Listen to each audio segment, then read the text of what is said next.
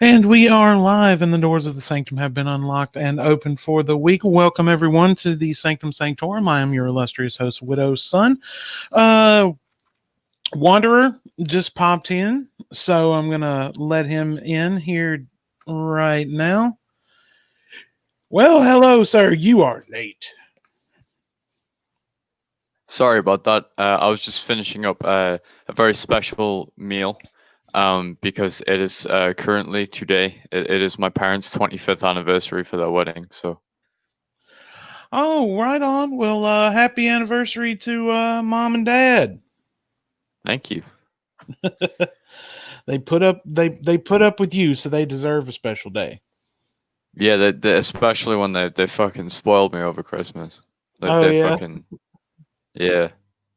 They gave me a lot this year, and I'm really grateful for that. Well, that's awesome. That's awesome. Well, Wanderer is here joining us today. We were scheduled to have Miss Tara Harley's timeout on the show with us today, but she is a little under the weather. So she will not be joining us. So today we dedicate this episode of the Sanctum to her, and certainly hope that she gets to feeling better. And we will definitely be having her back on. We will definitely be having her on in the future. Once we get all that out, Doc, I sent him a link. I know he's working today, but he might try to slack off and come and join us for just a little while. Let's see. Lady Vac popped in the chat just a little while ago, and looks like some people are starting to tune in as we speak.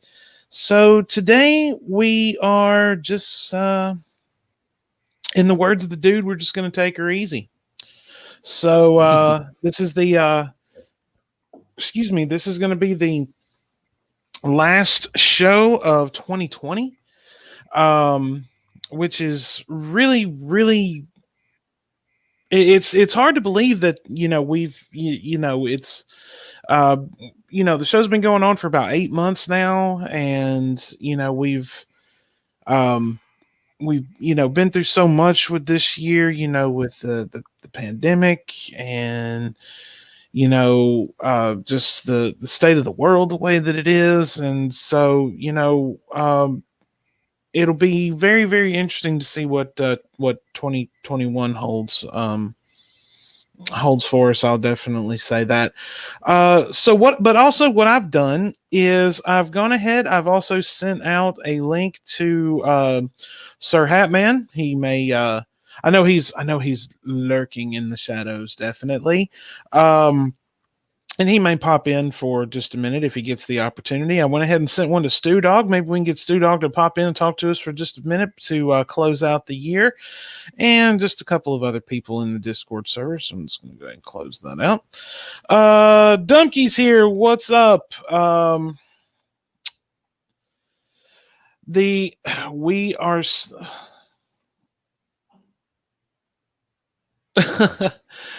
Once again, I'm gonna start booking everybody to come on. I've actually spoke to Drees from Black Eye TV. We're gonna have him back on right now. We have that set up for the 9th. We're gonna have him back on to do part 2 of the saga, the G-Man Strikes Back, as I called it. And so we're gonna we're gonna have him back on.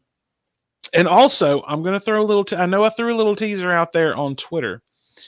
Wanderer knows what I'm working on, and Doc knows what I'm working on. But I'm going to throw a little teaser out there right now. Now, Wanderer, I want you to think back. I think it's been maybe about 3 or 4 weeks or so, and I sent you a record. Yes. And this particular record that I sent to you is, one that's very near and dear to my heart. And like I told you, got the opportunity to see these this particular set of gentlemen play live. And so I was doing some going back, and I was listening to that record, and I was doing some, reading on them for like the millionth time. And And of course, they're, not, the whole group is not together, but, each one of them is doing their own individual thing. Well, I found one of them on Twitter and I reached out to them and just a tiny little bit of back and forth there.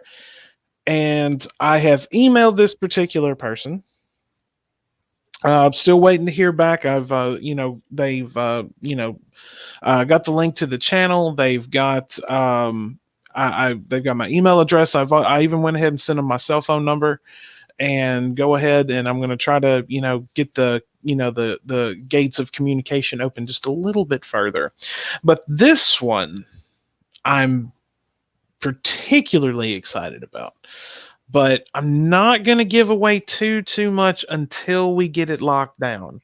So I want everyone to just kind of roll that around in your minds for the next week or so, and we will.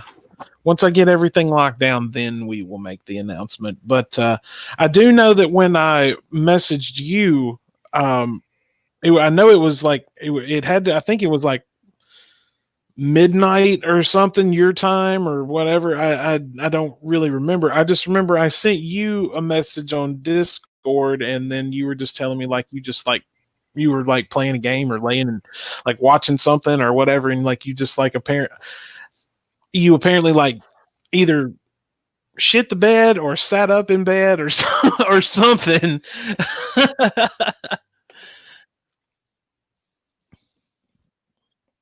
Are you there, Wanderer? Uh-oh, I think I lost him.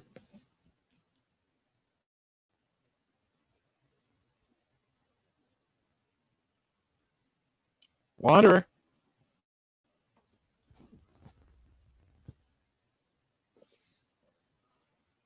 Uh-oh, I think Wanderer may be having some Wi-Fi issues.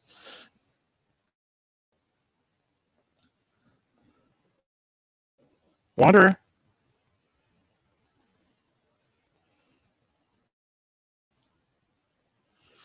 Hello. He may have muted for just a minute, so we'll give him just a few moments. But no, we are. But yeah, his Wi-Fi must have dropped out. So we'll he should be back here in just a moment. And Bonk is here. Good to see you, my friend. But yes, is this is something that I'm going to be working on. Just step by step. Try to get this person to come on and talk to us. I've like since they actually reached back out to me, and I got a contact information and everything for them. Like I've already had like a million questions going through my mind. So um so we're definitely gonna do our best to make that happen. There you are. Sorry about that. My Wi-Fi pooped out again. You know, these people at Sky are fucking degenerates. They say, "Oh, yep, your Wi-Fi is fixed." No, it's not. Fucking retards.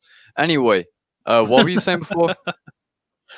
I was saying that when I had when I had received a message from the person that I'm working on coming on the show with us, I messaged you, and I think it may have been like midnight or something your time, and you messaged me back, and it looked like you told me like you had like sat up in bed, or shit the bed or something. I I did don't not shit know. the bed. I'll preface that by saying I did not shit the bed. I sat up basically. Usually, I go to sleep around 12 o'clock, 1, because my girlfriend and I we usually just text each other until whenever we feel tired, and she likes to go to sleep around 1, 2 o'clock, and I can't handle 2 o'clock, so usually we just make it 1. And it was around midnight when I received your text, and I was just chilling watching some fucking YouTube, and the text, and I realized who it was, and I was like, oh my god.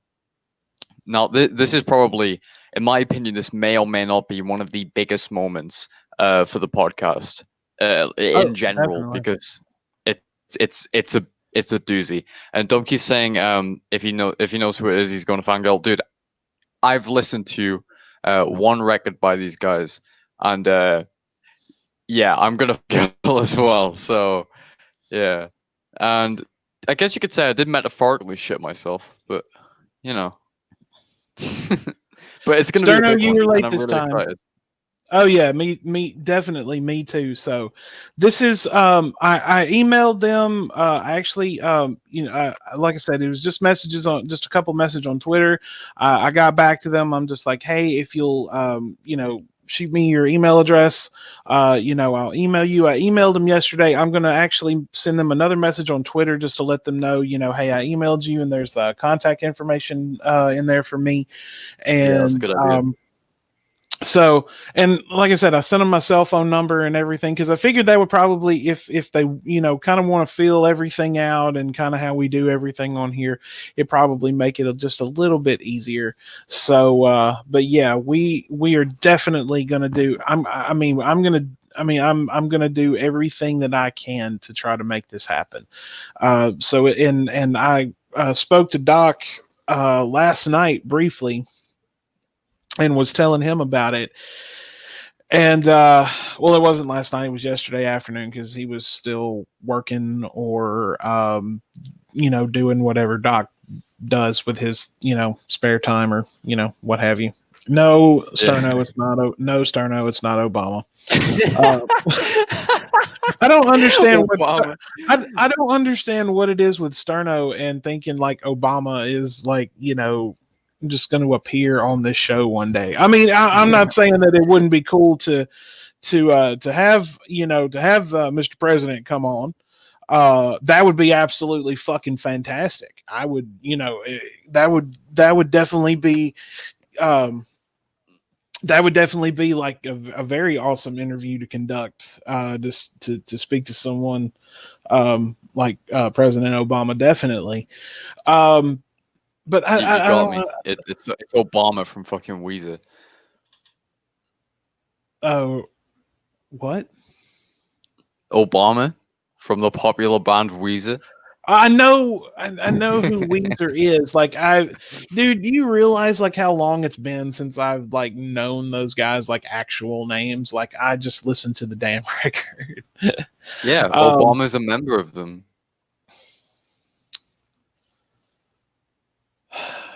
y'all throw me off so much sometimes. I swear to God.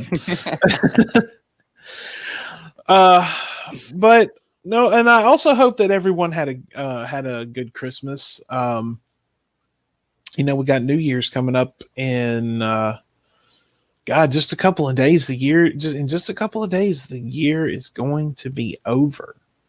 2020 is going to be over, and as big a fucking shit show as this year has been, it.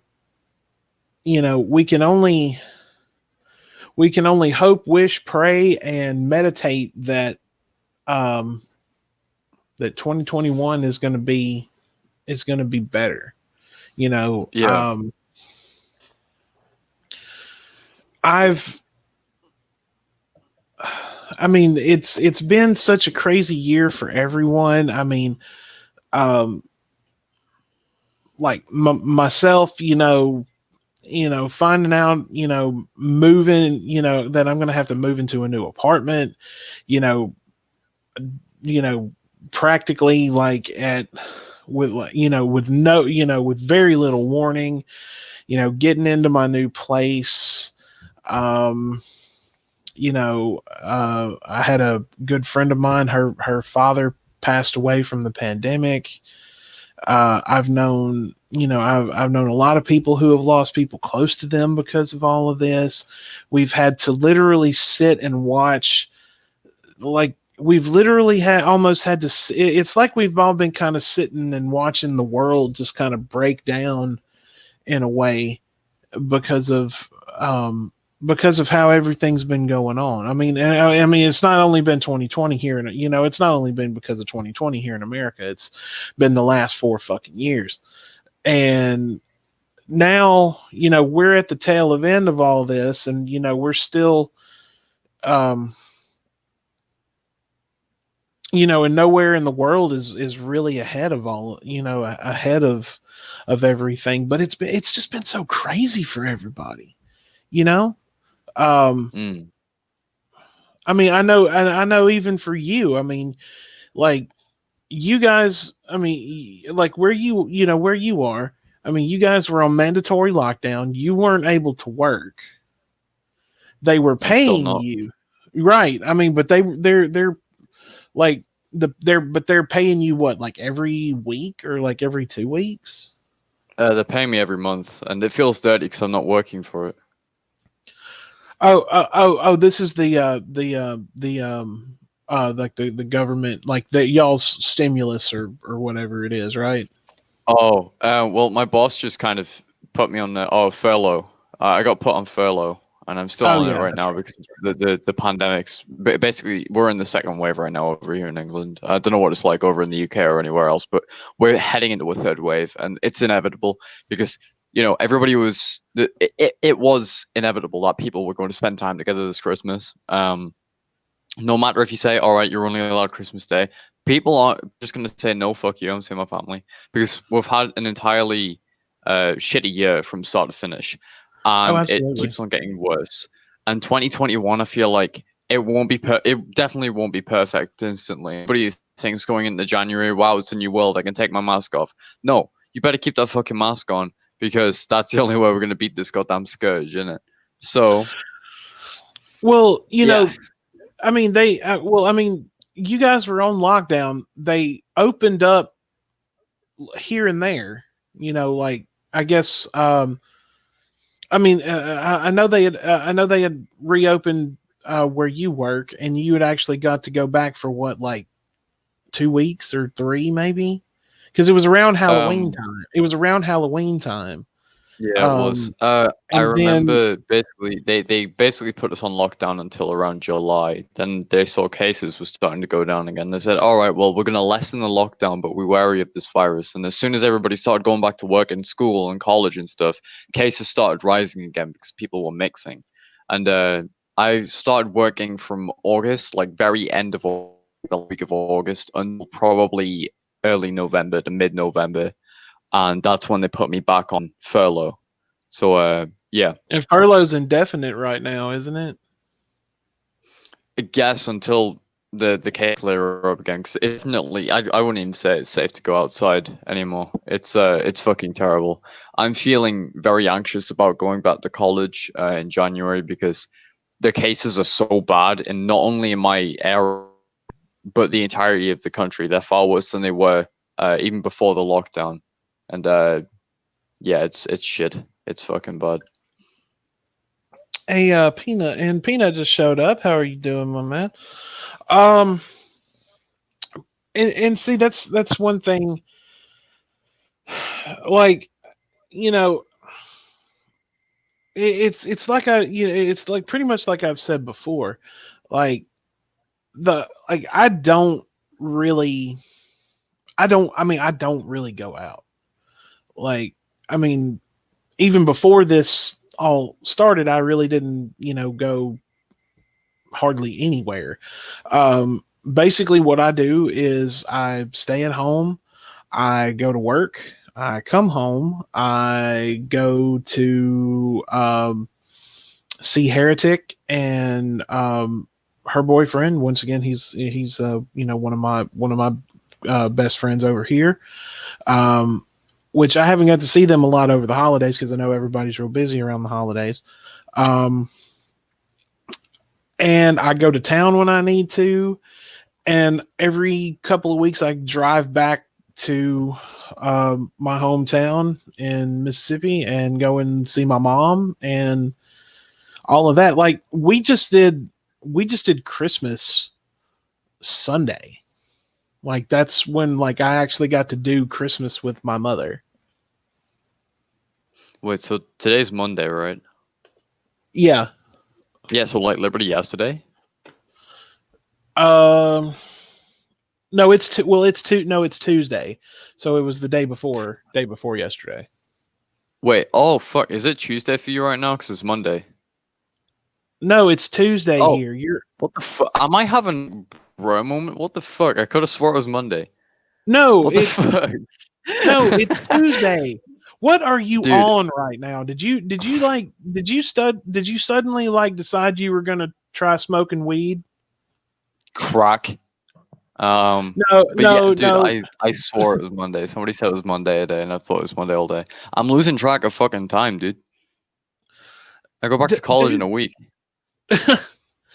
um so no, I mean, but we just like literally got to do well, I mean, I had to work on Christmas Eve and Christmas at night on Christmas Day. And so basically like I went in on Christmas Eve, worked all night long, got off Christmas morning, came home, went to sleep, went back to work that night, got off at 7 a.m., came home, um and this was a lot of fun.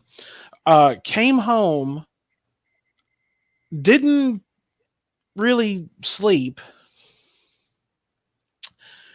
and well, I slept. Yeah, I slept a little bit, and then had had some company come over, and then um, we got and she had to be at work that morning, and I was leaving to go back home, back to my hometown, and so basically like ran on some sleep, not a whole lot, Yeah, um and then that was pretty pretty much it. But yeah, had to work on the holidays. I have to work new, like I literally have another 8 day stretch coming up, so I'll be working starting New Year's Eve until Thursday of the next week. So um but I need the time and a half and all of that. Um, but yeah, I mean, they definitely should have known that Christmas people, because I mean everybody was kind of pissing and moaning about like they're trying to tell us not to go and see our families and all that. Like they're telling you this because they're trying to keep everything at bay. under You control. know, Yeah, exactly. Like they're not doing this as a form of they're not doing this as a form of, social, control or, demanding or anything like that. They're doing it because they are trying to keep people safe and they're trying to keep people alive. That's exactly what they're trying to do. But then everybody's going and blowing everything all out of proportion and shit. And just like, oh well, they're trying to tell us what we can and can't do. It's just like, no.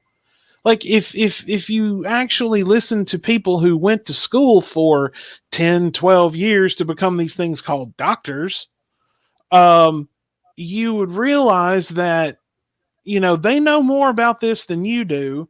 And, you know, I I mean, I drove.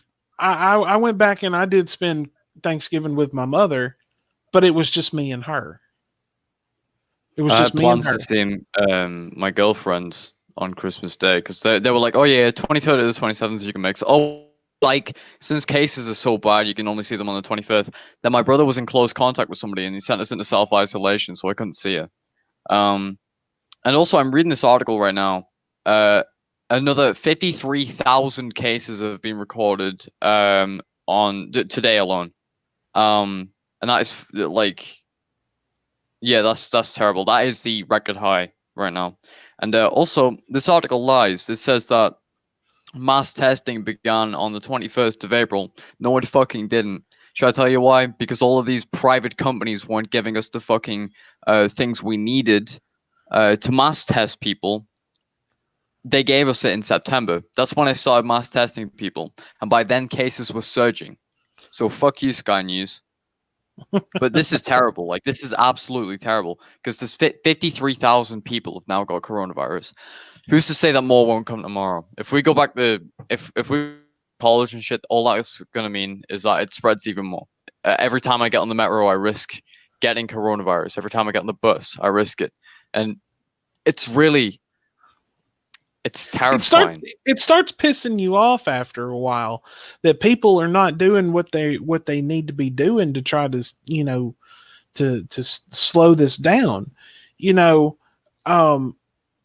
And my cousin and I, we were actually talking when we were on our way to my mom's house, because I mean, for Christmas it was just me, my cousin, and my mom, and that was it. And we opened presents, and we had a big dinner and all this other kind of stuff. But he and I were talking, and we were just kind of talking about how everything is going right now. And he made a very, very good point about the fact that right now, because like our my mom's parents, his mom's parents, are mama and papa, as we call them here in the South. My dad and his mom and dad, they wouldn't probably our grandparents definitely wouldn't have been able to make it through this. And my dad was in a nursing home, and if my dad were still here and this was going on, I would be terrified, because I know, number one, I wouldn't be able to go and see him because of this. And and I mean, and people are just, they're just like, they're losing it, because they're like, well, they're trying to tell us, I mean, they're giving you information that you need to try to keep yourself alive and keep yourself healthy. That's what they're doing. Yeah. I mean, it's not. And I know a shit ton of friends and stuff who I just haven't been, keeping themselves and been seeing each other and stuff. I know of a girl that my friend told me about. I don't know who she is, but she had a house party recently to celebrate Christmas. And whoever the fuck you are, if you're listening to this, fuck you, fuck your entire family. I hope you die of COVID. Actually, that was a bit of an overstatement. My apologies. But yeah, people like that are the very reason that things are so bad. And I hate them for it. I really do. I fucking hate their guts. Dumpy says, my mom is a nurse and she offered herself to vaccine people against COVID. Yeah, wow, my mom's got the vaccine. Because she works in the NHS. So I've known some people who have taken it. Basically, what I'm doing right now is I have my set places that I go. When I go out, I make sure I have my mask on. Like I had to go to the store yesterday. Like I went to the bank. Of course, I didn't get out of my car. I just went through the drive-through thing.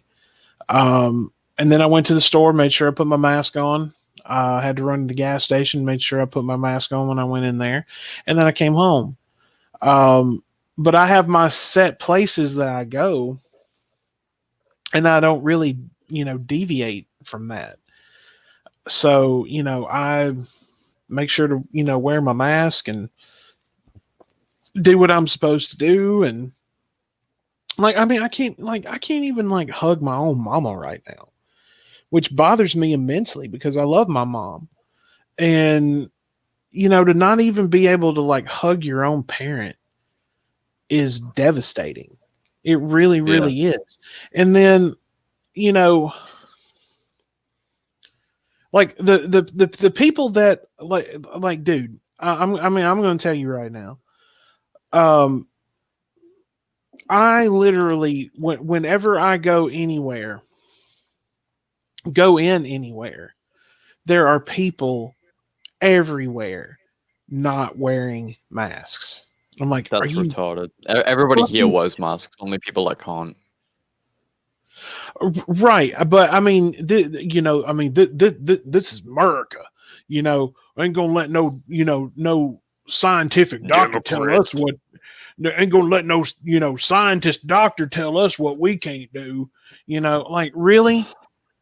go fuck yourself, dude.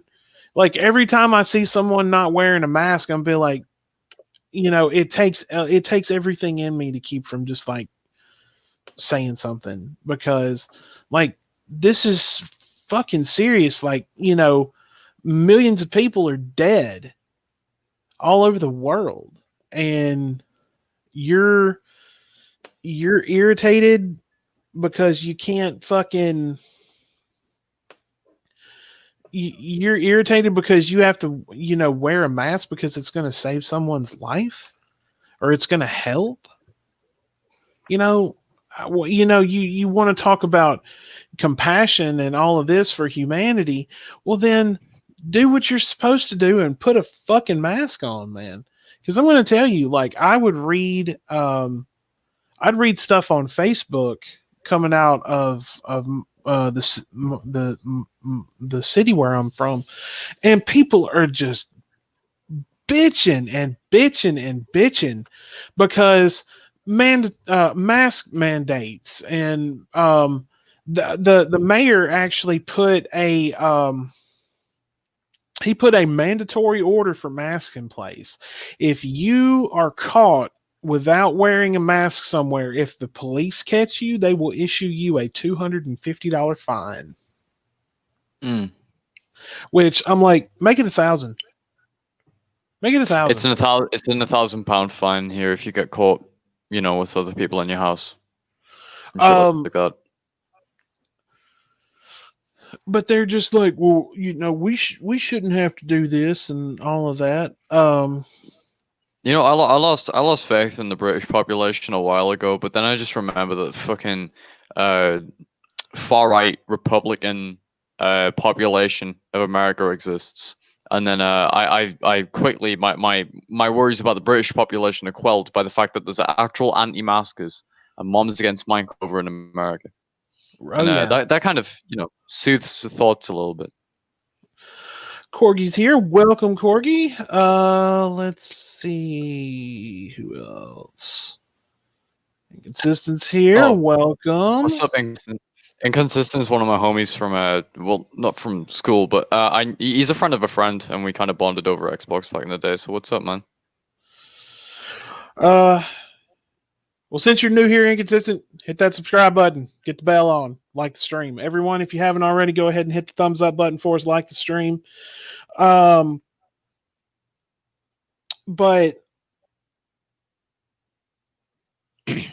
you're right. The anti-mask people and everything over here is fucking crazy. Like, why? I mean, like the people that are just like, oh, I'm not wearing a mask. I don't have to. Ain't nobody gonna tell me I got to do that. Okay, so, and honestly, I've just kind of been of the mind that, Lucifer is here. Welcome, sir. Let's see. Cops don't care here and won't enforce it. They won't even enforce the curfew. Wow. I didn't know that there were places still doing curfews right now. That's about right, Donkey. Florida fucking cesspool. I've never been to America, but honestly, from what I've heard, Florida is a cesspool. Oh, Florida?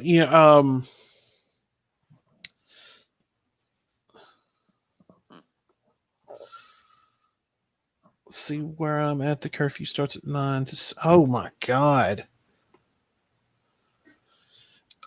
I honestly, I really didn't. I was not aware that there were, and it's mostly I was not aware because I can't really bring myself to watch the news anymore, because especially over the last 4 years, just because it's been completely chaotic.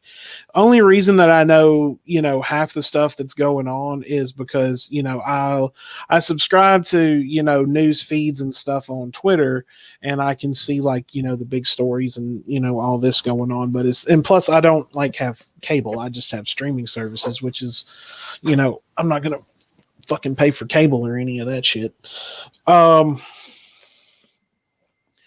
But that's it. It bothers me so much that people here in America, they're just like, well, I'm not gonna wear a mask. Ain't nobody gonna tell me I got to do that.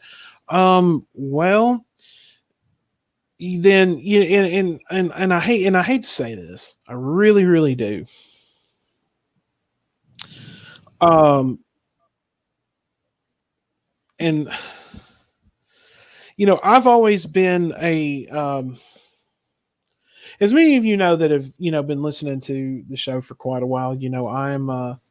I'm a firm believer in the all-knowing, all-seeing, omnipotent creator of the universe, not in the the Christian church biblical sense, but in a more spiritual aspect. Um, but I've always been a firm believer in natural selection, starting from a very, very, very long time ago. Um, and these people who aren't wearing masks on purpose, complaining about having to wear masks, and are purposefully, gathering in big groups without masks or distancing or anything like that. They're and doing all of this on purpose. I'm sorry, but I have no remorse for you, none whatsoever. Like you're trying. It's like you're purposefully trying to get it. Number one, um, or you're just, or number one, you're either purposefully trying to get it. Number two, you are thinking that it doesn't exist and you don't have to worry about anything. Or three, you're just blatantly ignorant to the fact that it does in fact exist. Millions of people are all over the world are dead because of it, and that somehow doesn't apply to you. So, um, Honestly, I think people like that are just brain dead fucking cunts. I really do. I think God, if God exists, and if He does, then forgive me, Lord, for doubting your existence. However, um, God will do with these people as He sees fit. Really, they'll go to hell for their selfishness if hell exists. But one thing's for sure: these heaven doesn't have room for fucking morons. Let's just put it that way.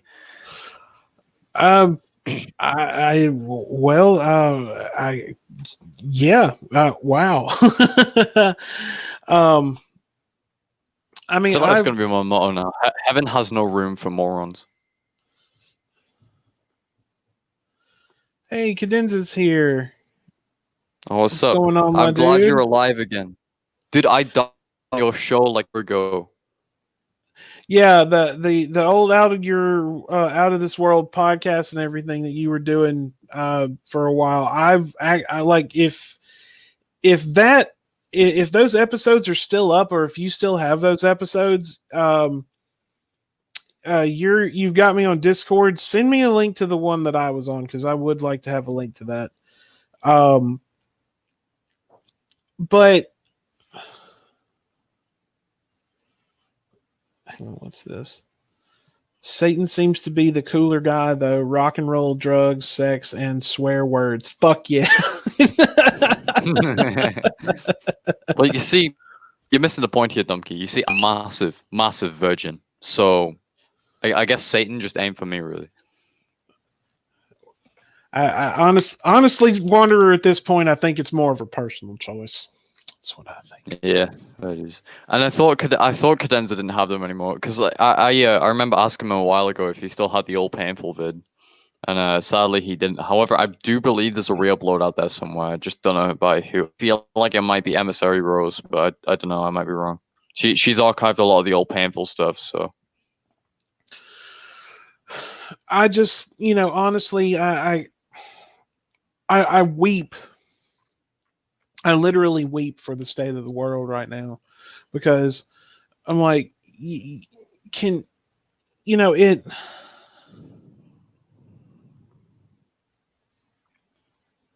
Satan is an incel. I don't know all about that. If South Park has taught us anything, he's not. He's not an incel.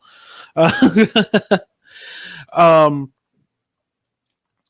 but I I try so hard to find the good in humanity and the good in people because I really want to. As much as the human race irritates the piss out of me on a regular basis, with the exception of the people that I associate myself with and my family and everything, because I love them. I mean, of course, they're your family. I mean, you're not always going to agree on everything, and you may argue or have a disagreement or something like that. But I mean, you're going to work it out. Your family, you love each other, but Yeah. in just in general, like just the human, just like the general populace that I see not wearing masks, not doing what they need to do, not trying to do what needs to be done to try to stop or the whole thing or slow it down or anything like that. I want to feel bad for these people, but I can't because they're doing it on. They're literally doing it on purpose. They are literally doing it on purpose. They're putting everyone around them at risk because they don't think that rules apply to them and shit. And that's not the way that it works. If you just just have, I mean, if and living where I do, everybody, well, a vast majority, they all claim to be church going, God fearing, Bible thumping Christians. Okay, that's great, but you're purposefully not doing this, and you're purposefully making it harder on the rest of us, and yet you have no compassion for the people who are actually doing what they're supposed to be doing, keeping a social distance, wearing masks, washing their hands, doing all this other kind of stuff. You ridicule them, you make fun of them, you talk down to them, but yet you claim to be so high and mighty and all Christian and all this other kind of stuff. This whole pandemic has really, really shown me even more how people just are just walking contradictions, especially when it comes to their supposed spiritual beliefs. This pandemic has shown me that. Yeah. I don't know. I feel you on the fact that you fail to see the good in humanity anymore. Quite honestly, I have been a negative Nancy ever since the start of this year. In fact, even longer. You know, Welcome, Sir when Hatman. Boris Johnson when Boris Johnson got voted in, I was fucking devastated because I hate the Conservative Party. I think they're a bunch of corrupt maniacs, and yeah, they're the reason that so many people are dead. So if Boris put us into lockdown a bit earlier, we may have had a chance against this virus, but no, we don't. And now, he's more concerned about getting Brexit done than he is his own people. And even then, he's gave us a shit Brexit deal. So yeah, fuck that. Also, it's good to see that Hartman doesn't like Tories. I don't like Tories either. It's funny. I've only ever spoke to like I've spoke to a lot of people in my lifetime. At least only 80% of those people have been conservative voters. At least the other 70%, 75% or so have been like firm Labour supporters. So why the fuck do they keep on getting into office? Corruption much? Probably. I don't know. I'll past them. Well, um,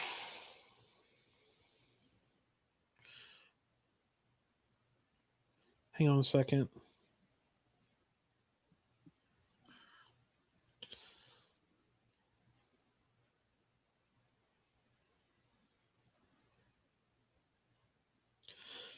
Well, right now everything is just so Blake.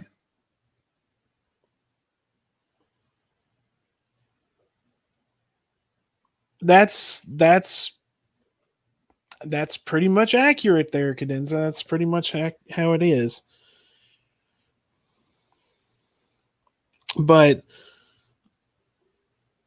Let's put it this way: I've got an RTX 3060 Ti at my feet, and I still want to die. is that your laser cannon that you're going to go and remove Shani's third eye with? Close. It's a graphics card, but if I don't put the proper cooling systems in my PC, I could probably lift third eye off. You never know. I'll just remove all of the air conditioning. Just let it just be like, just let it get to like 1,000 degrees and be like, we're burning this motherfucker off. Um, I'll do the ultimate move that Samus uses on Super Smash Bros. Ultimate, where it's just like a massive like laser beam cannon. Like, yeah, I'll just do that to Shiny's forehead. Kaboom. um, I mean, we all want everything to go back to normal, or whatever our definition of normal is. But you know, we're so we're so deep in the shit right now with everything that I don't really know if that's even possible anymore. Feels like this year happiness has become a distant memory, basically. It's hard to enjoy and not be sad or angry or pissed off at the world nowadays, considering I can't even go see my nan who lives 2 hours away and deals with a lot of mental shit, and also is suffering from fucking cancer right now. So yeah, life sucks. I haven't been able to kiss my girlfriend in around 3 months, and even then I was breaking the rules. Yeah, nothing this You, year has been good. you, Fucking nothing. you filthy fucking boy! How dare you break the rules? I broke the rules because the cases were low. But then they shot back up. So, well, kiss my ass and call me fucking Jorge. All right, Jorge. I bit the fucking bullet there. All right, Jorge. 2019 was such a good year. I love 2019. Can we go back there? Dude, honestly, if time travel were possible, I think honestly, I think it would probably, honestly, if it did in fact exist, it would be abused. That's exactly what would happen. I'd like to go back to my two favorite years, 2017 and 2019. Well, I think we can just pretty much just hang that up and just keep on. You got to keep on keeping on, man. It's like Matthew McConaughey said in Dazed and Confused. You just got to keep living, man. Don't keep LIVIN. Dumb keep making November, then I can pick up a pristine copy of Halo 2 on the Xbox. He wants to travel back to December 2004. You got to save somebody. I don't get the reference, but I'm sure you will. Oh, I got you. Why the fuck is everybody talking about soup? I ate soup today. It was pretty damn good. What the fuck are you on about? Well, now that we've kind of ranted and all of that about how the pandemic has been this year, because basically, we're just kind of talking about everything that's been going on and all of this. Let's have a little cheer for just a moment. So, everyone in the chat, one at a time, of course. Um, type in what you got for Christmas, and Wanderer, what did Santa Claus bring you, little boy? All right, so the first thing I opened was a Nintendo Switch. Surprisingly, I wasn't expecting to get one of those. But like we couldn't find one anywhere when we were looking beforehand, and luckily somebody that my mother works with was actually selling one and in the process of selling it. So I got a Nintendo Switch, and sadly one of the controllers has a Joy-Con drift, which basically means that even when I'm not touching it, sometimes the player or character will move to the left, so I need to get those replaced sometime in the future. But honestly, I don't even think about that. I'm really excited to have this finally, because it means I can play Super Smash Bros. And Mario Kart. What else did I get? I didn't get any games this year, surprisingly, but I did get a book about Halo, and I'm reading through it right now, and I'm really enjoying it. Didn't get any clothes. What else did I get? I got a shit ton of chocolates. And the rest of it was PC parts, but I got that beforehand with my own money. Oh, I got two pop vinyls. I got a Purge Trooper from Star Wars Jedi Fallen Order, and I got a Super Mutant from Fallout, as well as a Fallout Ducky. And I might actually go get that in a second and show you guys because it's fucking cool. Apart from that, yeah, that's about it. And I'm quite happy with my haul. What did you get your girlfriend? Oh, you got her the ring, didn't you? Yeah, I got her a ring, and I got I got her a ring and then something else. I think. Oh yeah, it was a hoodie, a jumper. Well, it was kind of like I gave her it a couple months ago, and I said, you know what, you can keep it. It's yours now. Happy Christmas. That that sounds like a good Christmas cadenza. I mean, honestly, if I had not been working, I would have probably done the same thing. That Um, sounds poggers. let's see. What did I get? I got clothes and boxers Oh, I got some of and them. I got 2 Amazon gift cards totaling out $50. My I mom think I got got one of me those as well. my mom got me a West Ham United backpack. She also got me one of it's this little figure, like a little sports figure thing. Um, looks like a really it's not a bobblehead, but it looks like a really tiny one, and it's of Mark Noble, the captain for one of the captains of West Ham United. Uh, what else did I get? I got a gift card to a I got a gift card to a used uh book, basically like a used book and music store, vintage store, pretty much.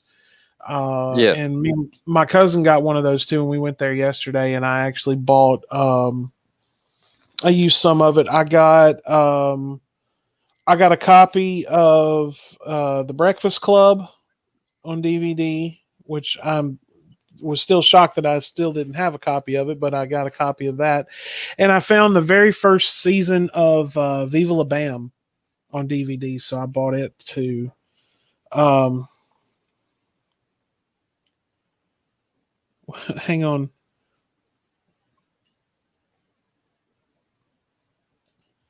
No, because I would have burned it if I had. Uh, um,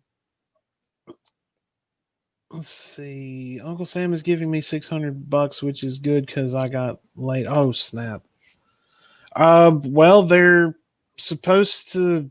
They're still fighting over whether or not to up that by another 18 or another $1,400. I think so. Who knows what's going to happen within the next few days? And I sat down last night and ordered some stuff off of Amazon. I um, actually ordered Heretics Christmas present. I ordered a Magic the Gathering Planeswalker set for me, and a um, a little gift for my my lady friend that I hang out with all the time. I ordered her a little something special. So that's all I'm Nice. going to say. That's all I'm going to say about that. Um, but yeah, that's Oh, and I came home. My mom sent me home with a bunch of home cooking, like always. Like last night. Last night I made me a sandwich and sat and ate my sandwich, and she made some deviled eggs, and I sat and like ate my sandwich and deviled eggs last night. So Nice. um, so yeah, that was pretty much my haul for Christmas. I didn't get I was hoping to get a gift card from that game the game exchange, trade in place that I've told you about. Um, Oh yeah. because they sell magic cards, like individual magic cards. And my cousin wanted to go in there, and I was looking for some planeswalkers and stuff for my decks, and they didn't really. They honestly they didn't have any, and so I didn't buy anything. Because I mean, honestly, they sell those cards at like $30 a pop, or not $30 a pop, but 30 cents a pop. Like Jesus. there's like between 30 cents and like somewhere between like 30 to 40 cents a piece. And I'm thinking, well, if I get at least like a 25 to a $30 gift card from this place, that's pretty much what I would spend. I may grab like a couple of, see if I could find a couple of games or something that I want. But other than that, I'm just going to be like, I'm going to be spending all this on some magic cards. Um, so, um, yeah, that was pretty much it. And actually, and I haven't tested it yet. And whenever you get your computer up and running, if the offer still stands about that 360, I still want to take you up on that. But I actually bought one for $50 from the guy that I rent from.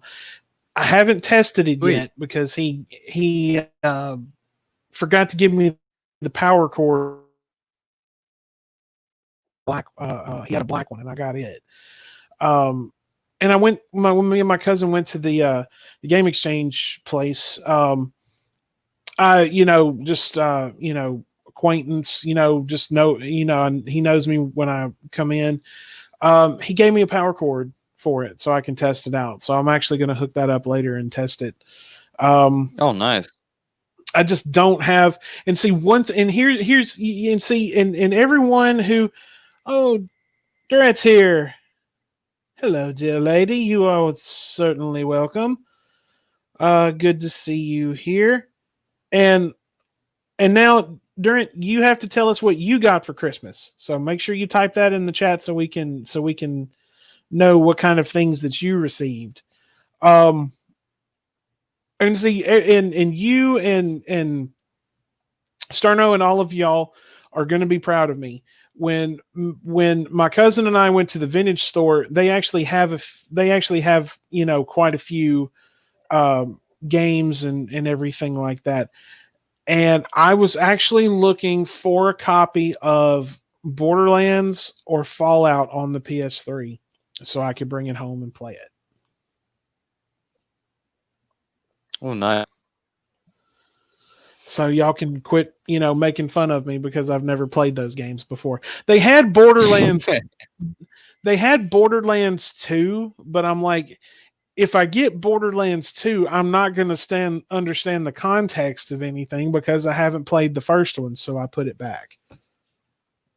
I think, dude, if you haven't got Skyrim on the 360, I can give you a code for Skyrim on the 360, like a pristine, unused code from like 2013, because I never used it. Like I said, I haven't hooked it up and tested it yet. I got a couple of games from the guy. Hang on, let's see. I actually got some cash that I'm donating. That's awesome. That's awesome. What are you gonna donate it to?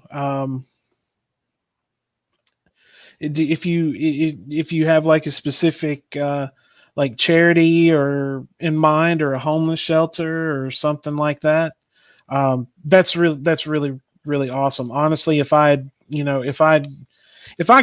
actually got money, even if it was just, I could have got anything else, like I could have got what I got for Christmas now, but just like say if I had gotten, like $50 or something like that, I would have taken like 25 of that and like donated it to, donated it somewhere, or, um, um, probably like I would have probably sent it to like the ASPCA and stuff like that, because I have kitties, and I don't like hearing about people hurting animals and mistreating them and all this other kind of stuff. So I'm a big supporter of the ASPCA. I'm donating to a person in need of our. Right on, right on. That's very awesome of you. And um, I just got limited on honestly, Twitter for calling somebody a retard. do what? I just got limited on Twitter for telling somebody who's like a stan of a false accuser. Told them to fuck off, called them a retard, and then told them to go outside and stop supporting a social climbing, backstabbing snake who falsely accuses people of rape. I'm proud of myself. How long are you limited for? Like 12 hours. I got I got the last time that well, before I get into that, and actually this is something that me, you, and Doc need to talk about. We need to and I know Stu Dog has mentioned it to us before about a tip program or something that we could actually use now, even though we're not monetized or anything like that. Is And it coffee or coffee? I think that's what I think that was it. And honestly, one I think something that we should do is, I mean, we could set that up, and people could tip us, and that would go, towards the show and everything like that. But one thing that I really think that we should do is, I think we should talk about maybe setting up like a charity stream one day. Maybe do a show. Maybe 2 or 3 hours. Have some different people pop in and out with us and everything, and we take whatever we get. Like, say if it was like just like $100 or something, you know, um, donate it to help feed families during this time, and then like do it to like a homeless shelter, like homeless relief or what have you, or something like that. So that's something that um, everyone, if you would be willing to participate in something like that next year, like I said, this is something that Doc and Wander and I need to look into. Like actually, I'll task Wanderer with looking into the tip program and everything like that, because what I would probably do is just have you set it up and then just send me the information and then get it, but we can go from there. But guys, if you would be everyone in the chat right now, um, if you would be willing to participate in a charity stream to donate money to COVID relief, or home, helping families in need, or ASPCA or something like that. Hit the number one in the chat for me right now. Let's see. Just hit the number one for me. And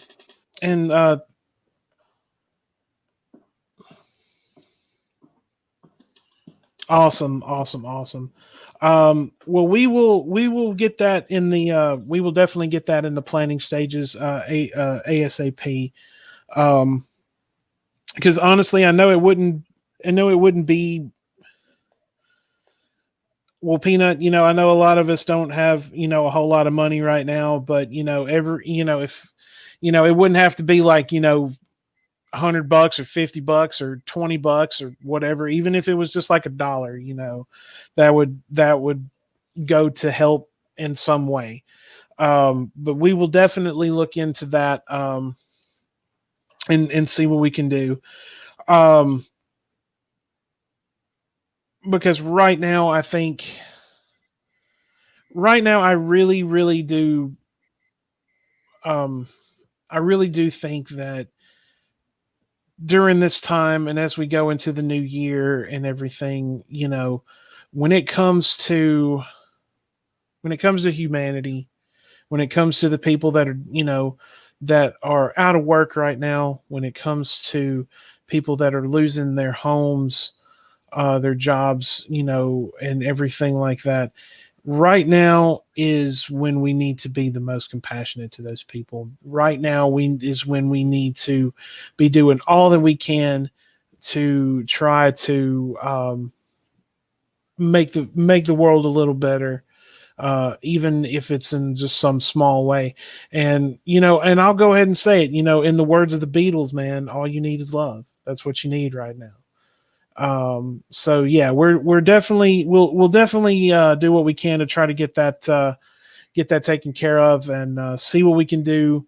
Um, See what we can do to get a coffee program tip program set up, and we'll look into. I'll have Doc look into some charities and stuff like that, because honestly, I mean, if it were me, I would donate it to I would donate it to like ASPCA and stuff like that. But we want to do what we can for everybody. So we'll probably we may end up doing maybe one or two next year if we can get everything um, set up. And then of course after we do the charity, we keep everything up and running. If you guys love us and want to tip us, that's completely up to you.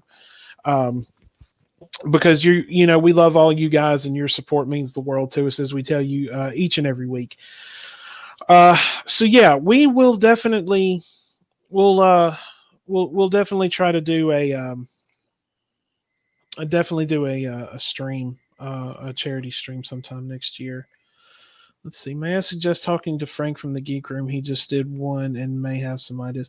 I that yes, that I didn't even think of that. I remember that they did the one.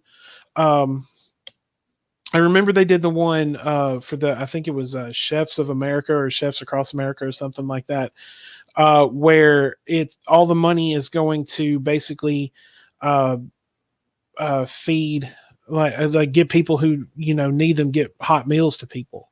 And I didn't hear. I think I was working that night, or I may have been asleep or something. I think it was actually I was working, and I just um, I'm just kind of working until going in at 11 o'clock and working until 7 a.m. Time kind of runs together. It's like it's like I say, what do we work? Night shift. What day is it? We don't know. Um, Night shift, where yesterday is today, today is tomorrow, and tomorrow is whatever. So, um, but yeah, we will definitely do what we can to make that happen. And also, like I said, we may try to do a couple next year, and pick a if try to pick a charity, and get them some help, and do everything that we can. Um, so yeah, we'll definitely get to work on that. But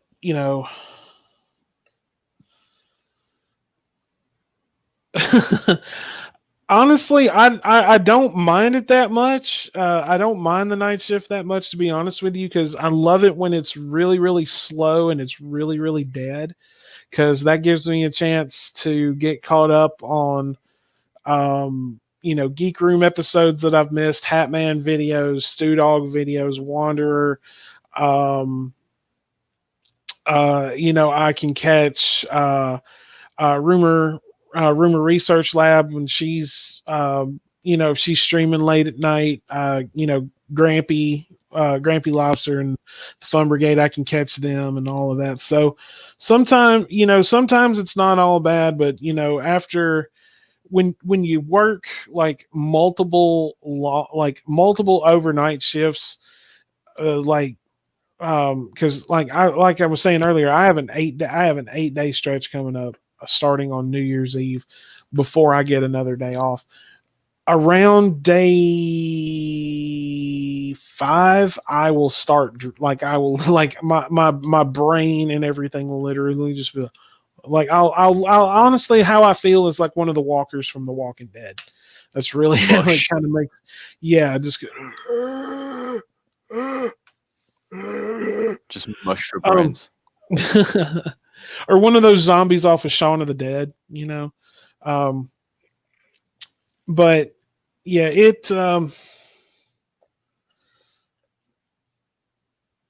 I just, I do what I got to do to take care of myself and keep a roof over my kitties' heads. So, you know, you gotta, you know, I work hard for the money. uh, but I just really think that and I'll go and I'll and this is the last thing I'll say about it. But we there yes, there are absolutely some of the most um just horrendous people. um there's some just literally some of the most horrendous people that I've ever come across on the YouTube platform, and we all know who I'm referring to. And it's not only Reverend Shanny, but there's also there's G-Man, there's Von Helton, there's a All bunch of them out. painful. Yeah, that all painful stuff like that. Um, but right now, you know, with the people that actually are human, who have souls and decency in them, we got to take care of each other, man. That's what we got to do. We got to take care of each other because you know if you can't, it's like I said. I try to find the good in humanity. I do. And I want to. I want to so much. But when I see people like, you know, um, when I see people like the just the scumbags of YouTube, as I call them. When I see people like that, and I see people out here not wearing masks and not doing their part to try to help other people and slow everything down, that's when I start losing my faith in humanity again. Those are the people that just kind of consistently keep that wall up. But the things that give me hope are the people that I see wearing masks, the people that I see giving their time to hand out food or um hand out food and water or something like that to people, the doctors and the nurses that are on the front lines with all of this. um even just things like that. Those are the things that just kind of keep me hanging on as far as humanity goes, because the good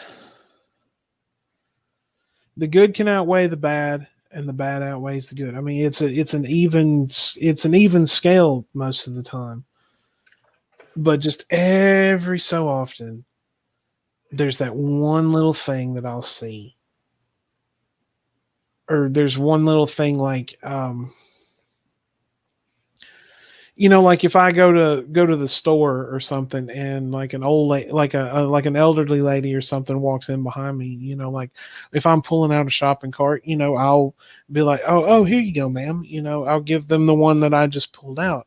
Just little things like that. Yeah. Um, and I want to see the good in people and all of that, and it's hard. It's fucking hard, dude. Like, I can't even begin to describe how fucking hard it is. Um, but the and I definitely want to send out much love to everyone who's helping everyone right now during this bad time. The people that are wearing the mask, washing their hands, doing the social distancing. I know not being able to see be in the same room with your family or hug your family or anything else like that, or even like in Wanderer's case. I mean, not even me being able to see his girlfriend or anything like that. I understand that that's hard, and my heart goes out to you.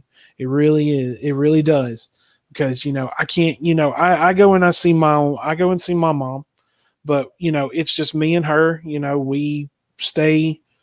We distance and everything like that, and it's I can't. I mean, like I said, I can't even hug my own mama right now, but I can still get to see her.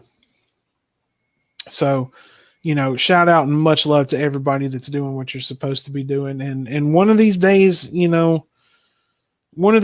hopefully soon, this will go away, and everything can attempt to get back to normal.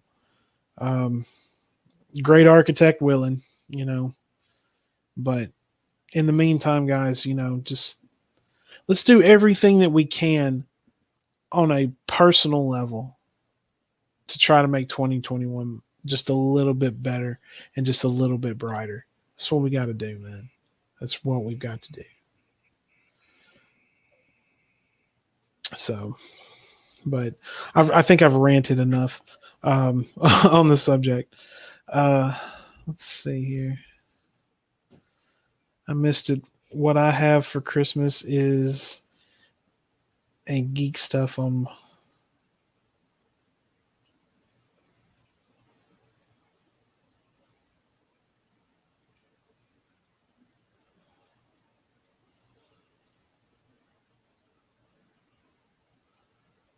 Are you still there, Warner?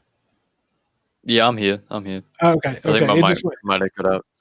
Yeah, it did. It just sounded like you disappeared again. I'm just like, really, really? Now your headset's gonna start fucking up. Your internet is making me lose faith in humanity, man. You need to do something I about that fucking hate shit. it. Because I was looking on Twitter the other day, and apparently I'm not the only one having issues with Sky Broadband. A lot of other people are, and they obviously they need to be boycotted or whatever until they can get this problem fixed. Because it's not very good when you're a content creator. Let's just say that. There's a Right. reason. There's a very good reason I stopped streaming.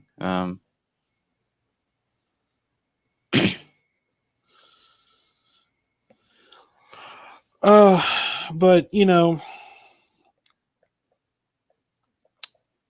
uh, oh, I was gonna ask you, what did your girlfriend get you for Christmas? She got me this really nice Crooked Tongues hoodie. It's like a pink hoodie, and then she got me like this big ass like box, like stick full of what are they called? I forgot the name of them now. Jaffa cakes. Huh? Excuse me. And it was nice as Um, fuck. I ate them all in a day.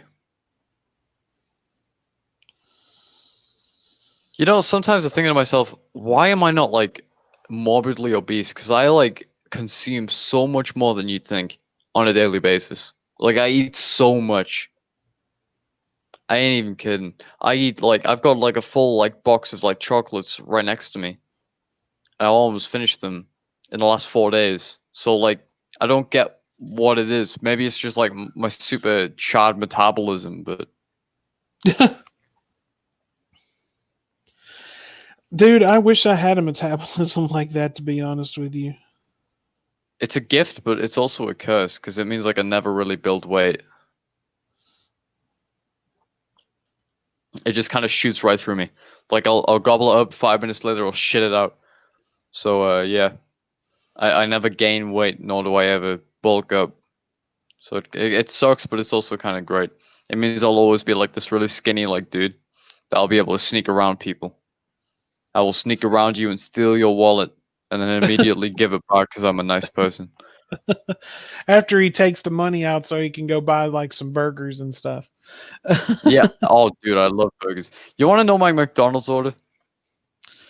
Hang on, let's see what Corgi says. Let's see. I have a few of the geek stuff, a Game of Thrones collection box, big fan of the show, and Sailor Moon shirt from my sister. Wow, I haven't heard anyone say uh, Sailor Moon in years.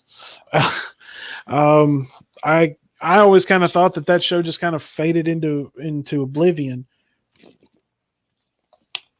Donkey, you pussy. I finished it in 25 minutes. Ben and Jerry's ice cream, 25 minutes down and gone, dude.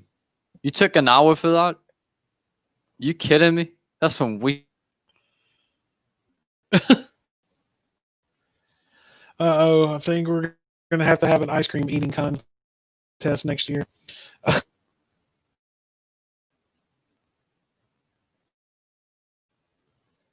Did you drop out again?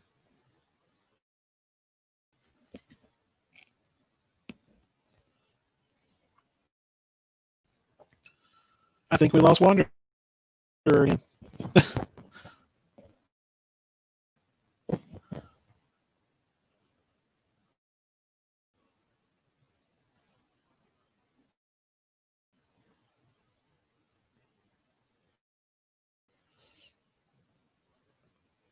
Hang on, I'm trying to pull one up here.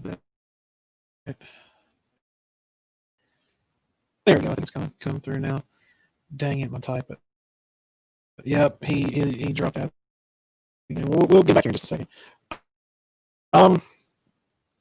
So yeah, it's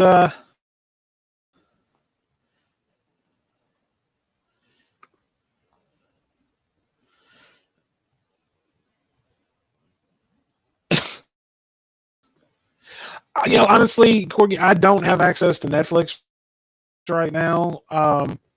I was sharing an account with someone, and they just shut it down without telling me. And so now all I have is all I have right now is YouTube, Hulu, Tubi, and Plex, and I use the Peacock the NBC streaming service. But of course, they have a bunch of stuff that's free, but the stuff that you really won't watch is the stuff that they actually are going to make you pay for. The Big Lebowski. I was at work and I went to it, and Big Lebowski was up there, and I'm just like, hell yeah, I want to watch the Big Lebowski while I'm at work, and have fucking pay for it. So hopefully, I'm going to get Netflix back soon. There he is. Hello? Yo. Yeah, you're here, man. What happened is basically my phone died, so my mobile data connection cut off, so I had to reconnect to my shitty ass Wi-Fi.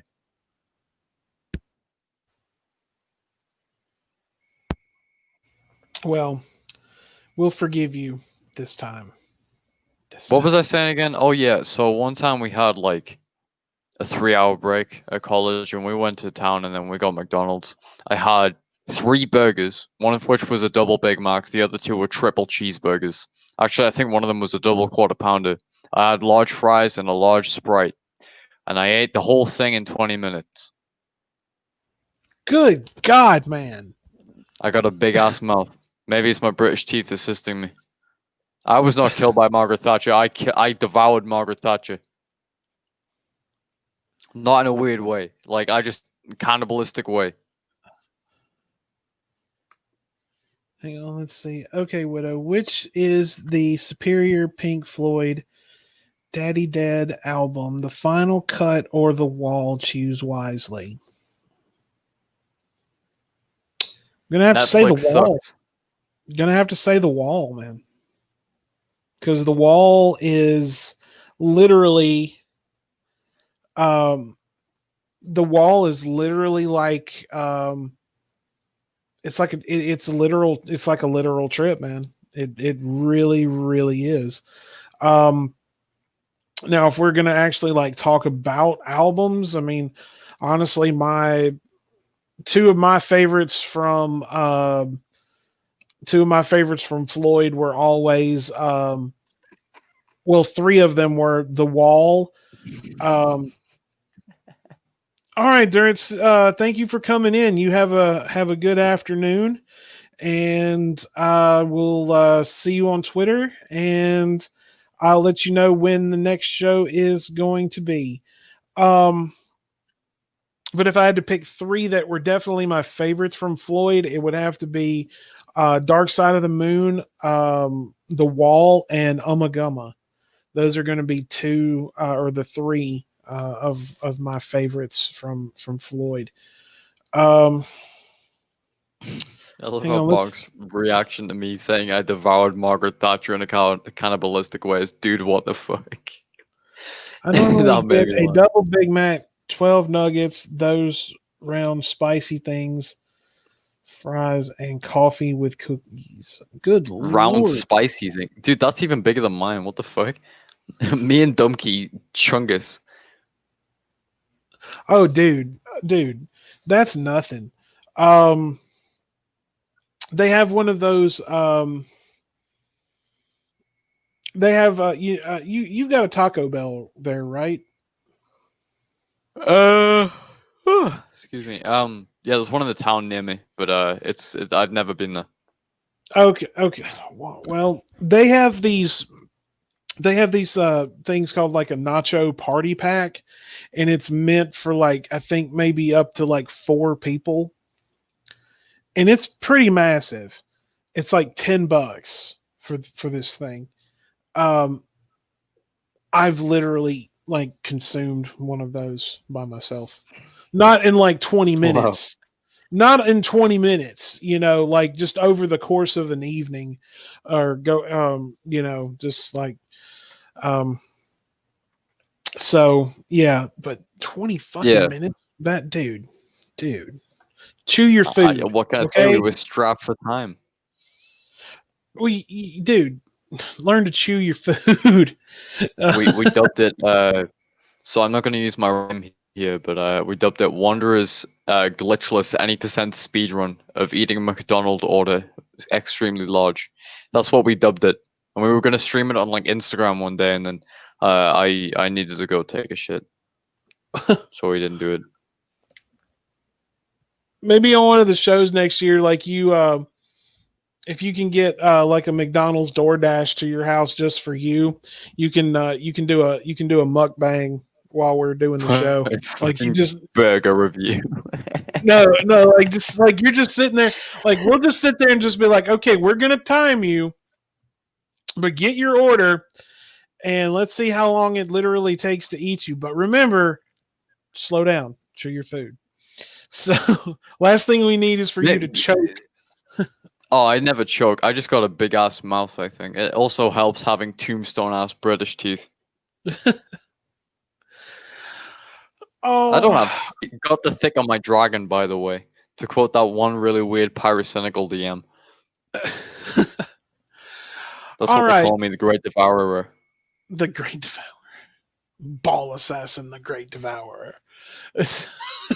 Bow before when are you me, go- when are you pitiful gonna do humans. when are you gonna do another Ball Assassin video? I haven't really got around to doing it, but I have got an idea. Especially now that I've got Super Smash Bros. Ultimate on my Nintendo Switch. I could do some funny shit on there. Like I could do Metroid ball kick. Samus kicks you in the balls. What do you do?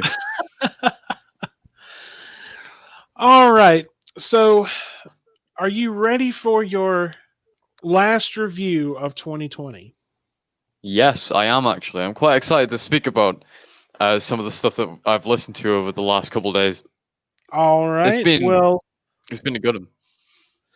all right. Well, now I sent you. Let's see. I sent you 2 records. I sent you the first Audio Slave record, self-entitled, which once again, for those of you who are not familiar with Audio Slave, which is Chris Cornell from Soundgarden, and the band itself was the Tom Morello, Tim Bass, and the drummer from Rage Against the Machine. So you had that. And you also got your very first live album, which I'm really I did. excited to hear about you talk about that. But we're going to save that one for last. So I sent you Pantera Official Live 101 Proof, which, in my opinion, is one of the most amazing, kick ass, just fucking punch you square in the dick, amazing live records. So, without further ado, we're going to go ahead and we're going to get into the last review of 2020. And while we are doing this one, I am going to get your homework set up for the first review of 2021. And we are going to, and starting into next year, what we're going to do, I think we've talked about changing up the reviews just a little bit here and there. We're still going to, you're still going to have yours, but every so often we're going to we'll recommend a record for, like, say you have a record you want me to listen to, and I have a record that I want Doc to listen to, and then Doc has one for you, and then we'll just kind of do a little round table, if you will. We'll do that every so often. But let's go ahead and let's hear. Um, oh, and once we're done doing this review, we have to know. You're going to have to give us your top 5 favorite albums of 2020 since we started doing this. I know you got your notes and everything like that. So let's go ahead. Let's get the last review of 2020 going, and let's start with the Audio Slave record. All right, so let me just get to the kind of like my overall takeaway from this album, and you're going to be very, very happy to hear that I did not dislike a single part of this album. The entire thing was really interesting and beautiful to listen to, and I feel more than comfortable giving it the rating that I did, which I'll touch on at the end. So let's start off with the first song in the album. For those interested, it is Audio Slave. It's a self-entitled album. So the first song is called Cochise. Strong is accompanied by a sounding bass and simplistically wonderful drumming before getting into a Rage Against the Machine-esque style of song. I thought this was absolutely brilliant and amazing. I've listened to it almost every single day since I listened to this album. And I wasn't too keen on the vocals at first until we got to the chorus. And I thought this was just an absolute banger of a song. Probably one of my favorites, if not my favorite, of this entire album. And definitely one of the best, and really got me pumped to listen to the rest of it. So then we have Show Me How to Live. I thought this was a pretty badass track. I quite enjoyed it. I think it's hard to pick out what my favorite part about this track was. I'd say it's a solid tie between the guitar or the drum, as usual. However, the bass in Audio Slave is absolutely amazing. The bass is something I touch on quite a lot in this review, because I really, really enjoy the bass that this album has to offer. So I thought Celine, which is the next track, was a step up from even the last two. The bass in this track, like I mentioned before, it's absolutely beautiful. It's goddamn amazing. And the bass player for this band has to be one of my favorite bass players, hands down. Well, that was one thing that, Rage Against the Machine was really, they really, really had their they really, really, really had their shit together. And I just received a death threat from Dumpkey. There is a I haven't forgot about it, Dumpkey, I promise. As a matter of fact, and we'll make that the first review we do for 2021. Dumpkey has a new track in the Magic Music section, called Scarecrow, and I actually haven't I haven't listened to it yet either. I was actually going to do that today while I'm attempting to see if this Xbox that I purchased works. So and we need to, I tell you what we need to do. We need to do a like a solid Dumpkey review. Like everything that he's put into Magic Music so far, like we need to sit, like we all need to listen to that. We need to do like a solid Dumpkey review. That's what we need to do. That would be great to do when he's on the show again as well. I think that would be a good idea. Yeah, absolutely. Absolutely. So, all right, continue. But yeah, like Rage Against the Machine, that was one thing that they were really known for. I mean, they were known for having that drive and that groove and everything like that. But Tim Bass on the bass, man, he was one of like the defining moments in that band, because I mean that was one thing that you could clearly hear was that was that bass. So I mean, yeah, you're definitely correct on him being one of the best one of the best bass players around. Yeah, I honestly I feel like this album in particular really kind of opened my ears because like coming from the musical background that I do with Thundercat, Thundercat is a bass player, so and most of his music is bass oriented. So I love hearing bass in songs, and bass is something that like me and even members of my family like really enjoy listening to. So to have it so like uh I guess you could say sonically present in this album, like you can really, really hear it, is quite, comforting, and it just makes it an overall more enjoyable experience. I think if there was quieter bass or anything, it probably wouldn't be as much of a favorite album as I've gave this because I've been very, very, very generous with the score that I've gave it because this is it has to be one of my favorite albums in a while. So the next song is called "What You Are." I thought this was a pretty awesome track. I can't really think of much else to say. And I thought it was great because there was nothing that I could see wrong with this. I think I quite like the lyrics in this one. It was around this time on the album that I started to kind of get a bit of a hold on the lyrics and started to appreciate them a little bit more and the vocals. Um, so then we have Like a Stone. I thought this one was kind of weird, and the guitar was like jittery and jumped from ear to ear in milliseconds. It definitely wasn't my favorite track, but it was no way bad in any sense of the word. I just didn't the jitteriness of things, and I feel like as the song goes on, it gets a little bit less jittery. So that's when it started to get a little bit better for me. But I wasn't too much of a fan of that jittery kind of guitar sound. Then we Okay. have Set It Off. Set It Off was quite similar to the track beforehand, Like a Stone. So basically everything that I've just said kind of applies to this one as well. Shadow on the Sun, absolutely beautiful opening. I love the vocals on this track a lot more than the first like 3 songs or so, and the bass as always has been phenomenal. I really quite like the guitar and the drums as well. Quite an amazing track. Then we have I Am the Highway. It reminded me of a song called Mr. Pavo's or Mr. Pavo's Jackhammer Tricks, which is a song by Old Pine, mixed in with another band called Nouns. It kind of gave me that vibe. And fun fact, Mr. Pavo's Jackhammer Tricks is probably one of the first songs that me and Bonk kind of bonded over during the summer of this year. So that kind of takes me back a little bit. But yeah, it was you know somewhat kind of wavy, I guess you could say. It was quite Dump bizarre in the Dump beginning, and then Dumpky's asking, "Are you dissing Like a Stone?" The solo is a oh, the masterpiece. solo was great, no doubt. I just didn't quite like the opening. That's why I said it wasn't a bad song, in no sense of the word. Um, but yeah, it kicked into something rather laid back and chill. So I like I Am the Highway quite a lot.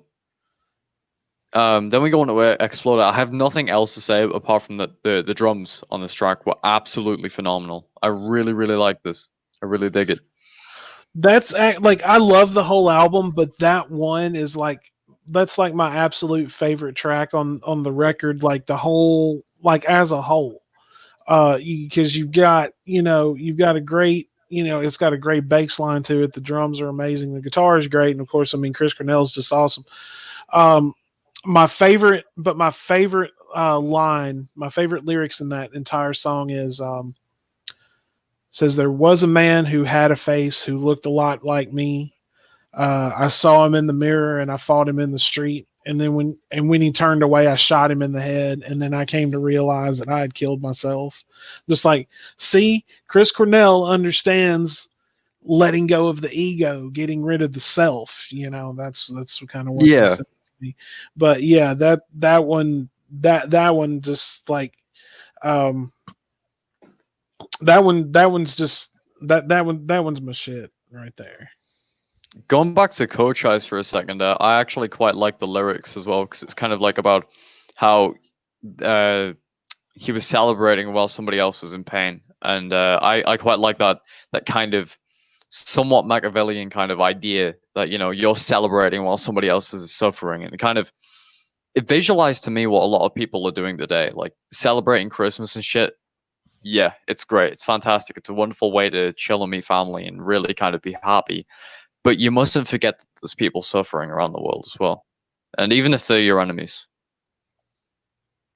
So then going to Hypnotize, which is after Exploder. It had a weird opener. However, the bass makes everything better, in my opinion. It kind of reminded me of something from Primus on Pork Soda, which I'm not dissing in any sense of the word. That is not an insult. And I'm not trying to, poke fun at anybody who enjoys that. But yeah, Pork Soda wasn't for me. But this was like what Pork Soda should have been for me. And then, so moving on from Hypnotize, we have Bring 'Em Back Alive. Yet another good track. The bass and opening guitar were absolutely phenomenal. And the entire track as it went on, absolutely amazing. No words. Then we have Light My Way. I wasn't too much of a fan at the beginning. It was a little bit too rackety. However, it feels very similar to Coach Ice in the swing of things. So that's always a plus in my books. I got to say, Coach Ice has to be one of the best tracks of this record. And to have it as an opening as well really set the scene. It really kind of hammered things home for me. So, Getaway Car, the drums were very similar in a way to a song called Way by Nouns. And that's a phenomenal song. And to have something so similar really kind of warms my heart. So, Getaway Car is another one that I really, really enjoy. So, The Last Remaining Light is another somewhat heartfelt track in its instrumentation. I absolutely love kind of, these really sad kind of blue feeling instruments on a song. So Last Remaining Light is a pretty jamming track. So, and that's the last one on the record. So I'm going to give Audio Slave by Audio Slave a 9 out of 10. Oh, wow. I really thoroughly enjoyed this one. It was fucking amazing. Well, I am certainly glad to hear that that you enjoyed that one. What kept it from being a 10? I don't know really. I kind of wanted to be a bit more harsh on my marking. I don't feel like it deserved quite a 10 because there was a lot of songs that I wasn't too sure about.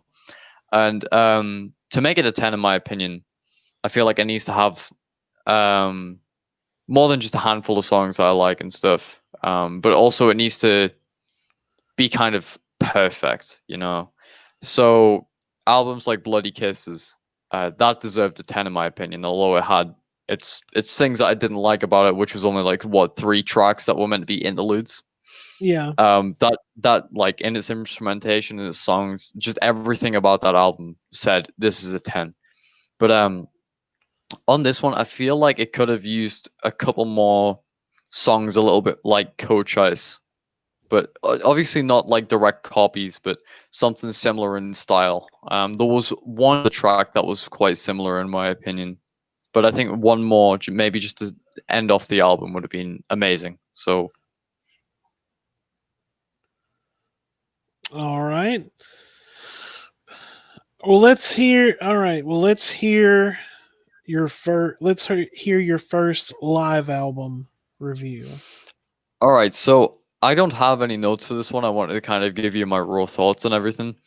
Right. Quite honestly, I don't know how about writing notes for a live album, but I gotta say, when you said that this live album would kind of change the way you look on things, I guess you were kind of right in that sense, because I played a new level, and just the opening like audience and the ambience of like the crowd. Well, you just hear Sounds great. Pantera, Pantera. Yeah. Yeah, dude, that made me feel like I was at a concert, so I really really enjoyed that. So a new level, it's up there. And I gotta say that the rest of the tracks are all they're very similar, but also have very like kind of distinct changes. Most notably, obviously, you've got the crowd, you've got the more kind of on the spot, kind of raw playthrough, I guess, because songs aren't just kind of like one takes and then yep, we're done, dusted, let's upload that. You take time to write them and stuff, so it's kind more raw experience than sitting in a studio recording it. So hearing some of these songs was quite cool because it was giving me a different perspective on Pantera, and also kind of making me feel like I wish I went to see these guys like in my lifetime. But yeah, there's a handful of some songs in here that I obviously remember quite fondly. More notably, "Cowboys from Hell," "Cemetery Gates," um, "Hollow," Oh, "Suicide Note yeah, Part 2," "Five I Minutes love Alone." I love that because they didn't do all of Domination and Hollow together. It was that mixed track because you hear Phil going, you hear Rex's bass, we're gonna cut this Yeah, motherfucker, and you really get to hear him like actually interact with the crowd, which is half of the thing about going to a fucking Pantera show is um because when the man speaks, you fucking listen. Um, I you think know, 'cause- yeah. With Hollow, I feel like in the recent months I've really found a newfound love for Hollow. I always liked that track when I first went through Vulgar Display of Power, but me and my friend, because I've got a friend who's a massive like Metallica and Pantera fan, and I'm getting him into this typo slowly. Um, but yeah, we he stuck that on in Discord one night, and I was like, that this honestly, I feel like I didn't appreciate it as much as I did first time around, and now I really do because I love the lyricism. I love the opening, the Hollow, where it's kind of like the more lighter, more sad blues kind of style. It's like that's absolutely amazing. So yeah, I really really enjoyed Hollow, and the switch up as well. It feels natural. It feels great, and to hear that live really makes me jealous because that me and my friend really like that song. So yeah, I wish I could see that live, and hearing it like that kind of makes me feel like I did. So um, oh God, there's oh,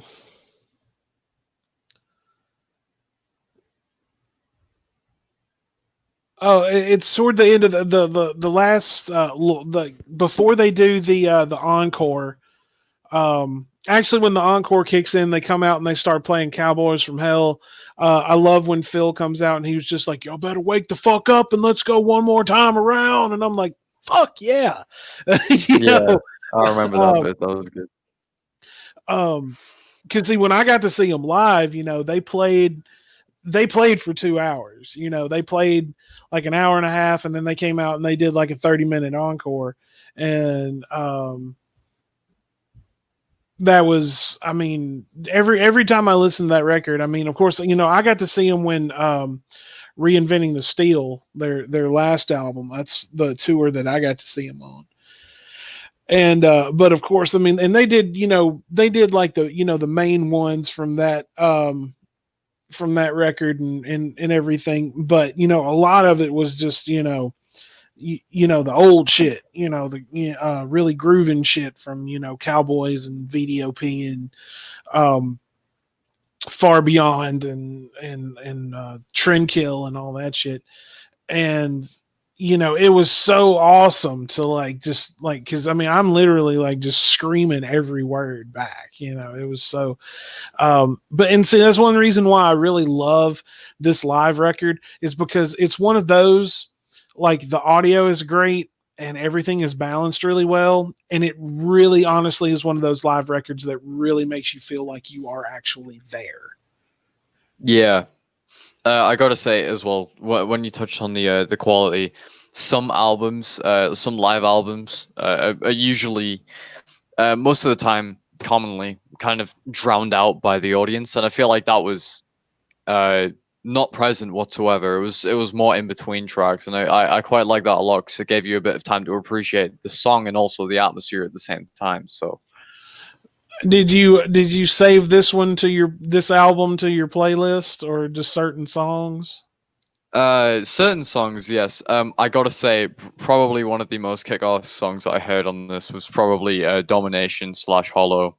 Cowboys from Hell, Cemetery Gates, kind of like the ones that I first listened to and really enjoyed. I absolutely love them.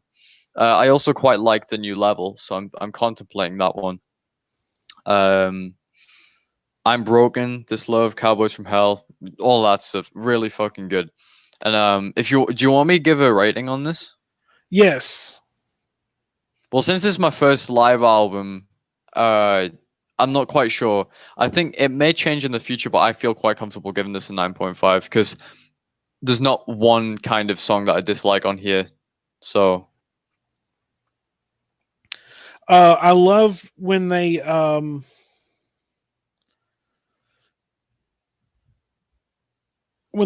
did, like, because fucking Hostile was the last song that they played on the record, yeah, and that one, I mean, and to hear Walk live, and hear the crowd fucking singing with them and shit. Now, I mean, come on, I mean, Walk is one of those Pantera songs, like, even if you're not like a huge Pantera fan, I mean, the song, Walk. I mean, everybody knows that one.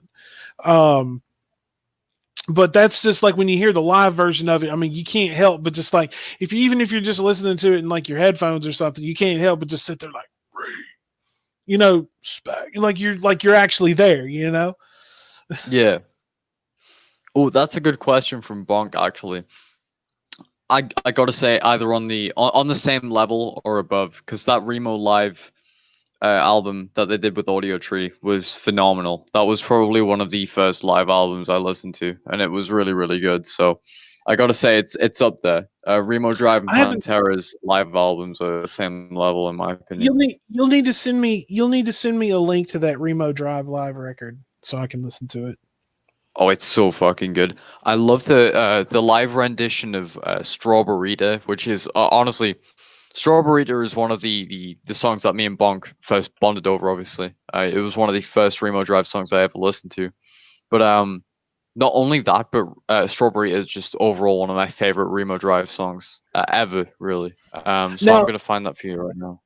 now there were two tracks at the end of that record, or that were not live. Those were actually studio tracks. Um, there Is was it one Where You called Come From and I Can't Hide? Yes. I What listen to did those. what did you think of those two studio tracks? Quite honestly, Because those I because thought something was off. I thought something was off about them at first, and I couldn't quite tell what was off about it, but something was off. I was like, I don't think this is live. because those are because those are two unreleased tracks that were not on any of the records. Really? Yeah, those are two tracks. Those are two tracks that were not on any of their records. Oh damn. Yeah, I thought they were decent. They definitely weren't like bad in any way. But It's just like, I don't know if you actually listened to. I don't know if it was on the copy that I sent to you when you did the review of Vulgar Display of Power. Did you hear the song "Piss"? um, hmm. Well, I listened to the one that's on Spotify and that has Where You Come From and I Can't Hide, but it doesn't have Piss. No. No, no, no, no. Piss would have been. Piss wasn't on the live album. Piss was an unreleased track from Vulgar Display of Power. When they put out, Oh, the, I think it was the anniversary edition of VDOP, uh, they released that track. Like, they released the track called Piss. And if you listen to that particular track, it sounds like, I mean, it sounds exactly like, the whole Vulgar Display of Power record. Like, I don't know why it was left out, because it's a great fucking track. Um, yeah. yeah, but like, definitely make a note and go back and look that. Like, they even did a music, like a fan music. Like, I mean, it was a legitimate music video, but it was just full of fans, like, that made up the video. Um, Yeah. so but go and check out the song "Piss," because I mean, it's a really good song. I'll check that out, and I might even throw it in with the next review because I'm intrigued. All right, so I went ahead and sent you your homework for the first 2021 show. So if you want to go ahead and announce that. So we have And I another sent down you record here. and I sent you your first punk rock record. Like your first one of this the and you can announce that one after the down record, of course. But the second record I sent to you is one of the first punk rock records that I ever listened to when I was in high school. Damn. So yeah, we have Down with the 2002 album Down 2. I'm excited to listen to that. Actually, I've been missing listening to Down, so I'm excited to listen to that. And This then one, also we this one have now the second down record, I'll go ahead and tell you. Hang on a second. I was talking about the song "Piss." Would you recommend it for use in the? Yes, you want to piss in a toilet. You just don't want to piss in the wind, as it were. Um, Swag. that's actually one of the lines in the song. Is is a punk like you is just piss in the wind. That's like part of the chorus. So, um, but this down two record, I'm gonna go ahead and give you a little of what I give you a little what I know about this one. This is the first. Let's see, they did the Nola record. I think that was '93, if I'm not mistaken. And then they pretty much vanished. I mean, of course, this is a super group, and everybody's got their own, bands going on. Phil had Pantera, and Jimmy Bauer had I Hate God, and the couple, and Kurt Winstein and the bass player had Crowbar, and then of course, Pepper Keenan had Corrosion of Conformity and everything. So they just literally vanished.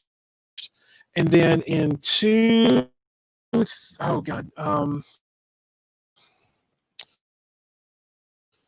let me Google through really fast because I want to get the date on this correct.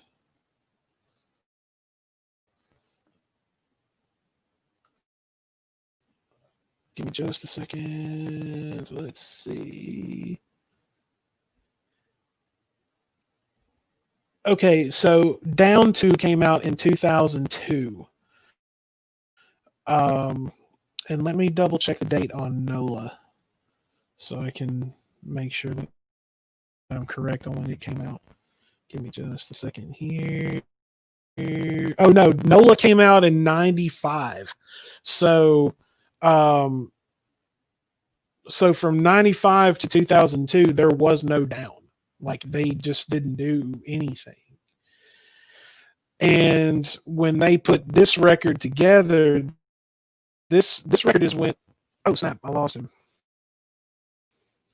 Well, I'll give him just a moment to get back here.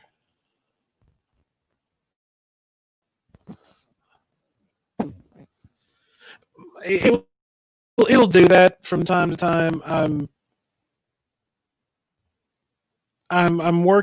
in the planning stages of getting at least another little better system to use, at least to stream on. So that should solve that little problem.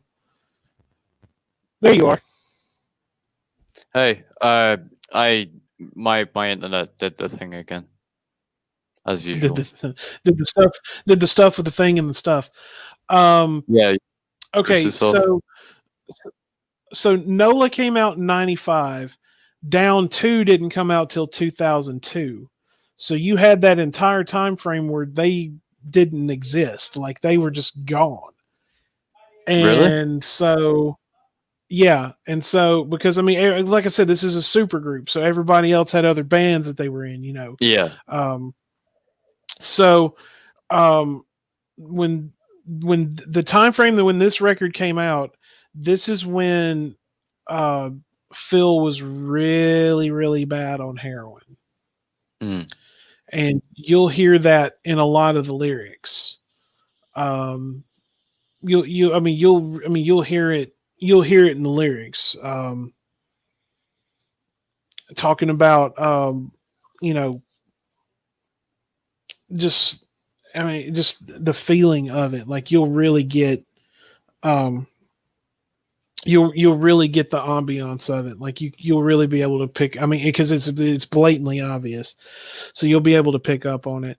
But yeah, this was the first record they had done since 1995, or that was the Down Two was the first record since '95. So I mean, you had, let's see,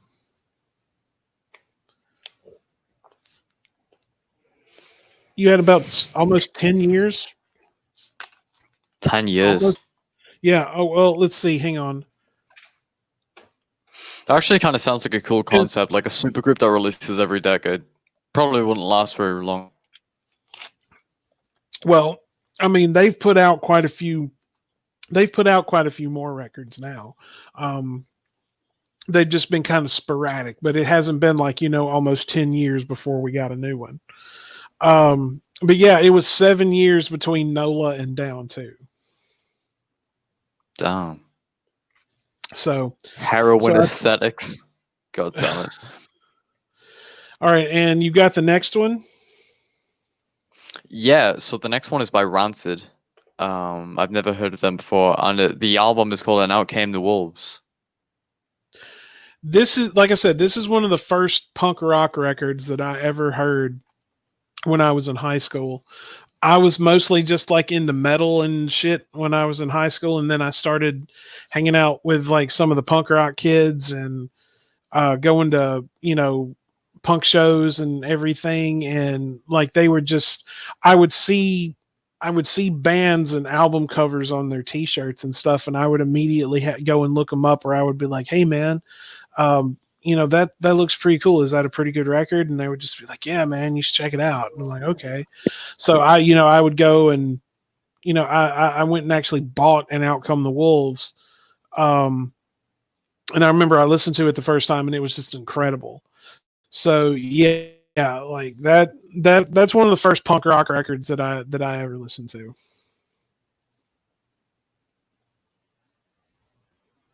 And I think I lost him again.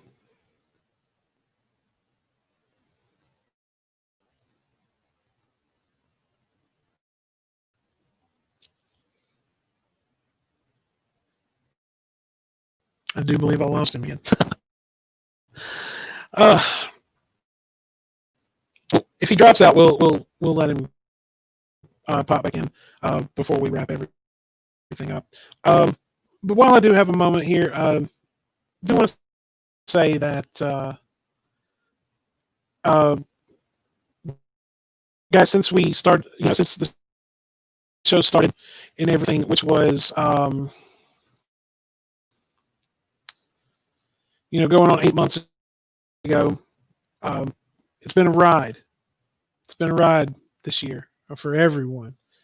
Yeah, he dropped out, so it's just going to be me and you guys for just a few moments. So it's been a ride these last 8 months with you guys, and as I always say every week,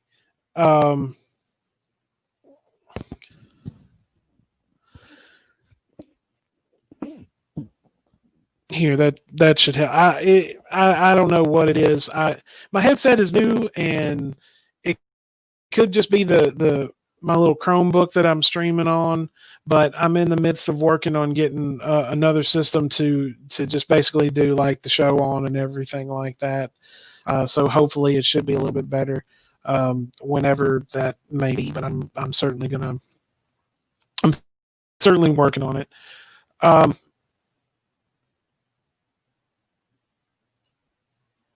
But the last 8 months have been a ride, guys. They really, really have. Um, we've had serious moments. We've had a lot of laughs. We've had some great guests on this year. And I'm going to go ahead and give a shout out to all of the guests that we've had on: Hatman, Stew Dog, Cass Warfox, my boy Aaron Maloney, The Wanderer, Dumbkey, Miss Burnt Toast, Black Guy TV, Bran, Billy from the Geek Room, Thank you guys so much for coming on. My boy Quentin Phipps, aka Ginger Jesus, aka Ginger Nation. Thank you for coming on, and thank you for your continued support. All of it and all of you guys mean the world to us here, and the fact that you like the streams, and you listen when you can, and I understand, Wander. If you get a chance to pop back in, I'm going to wrap it up here in just another. Uh, I'm gonna wrap it up here in just a moment. Um, so, but yeah, everybody, thank you for making 2020 doing the podcast an amazing year to do the show, and thank you so much for all your support, all your love, your thumbs up, your subscriptions, passing the word along to other people. It's like I always say every week, if you know someone who would enjoy the show, send them a link to the channel. Tell them to hit that subscribe button, get the notification bell on, like the stream, all that good stuff. Because one show at a time, one step at a time, one show at a time, and just doing what we got to do. Because we're gonna get there. Next goal, hopefully next in 2021 we're gonna hit 200. And then going on further into 2021, maybe we get to 250, maybe 300. Well, I'll just have to see what the next year holds for us. And I hate Wanderers having some issues with the internet and everything right now. But guys, thank you so much.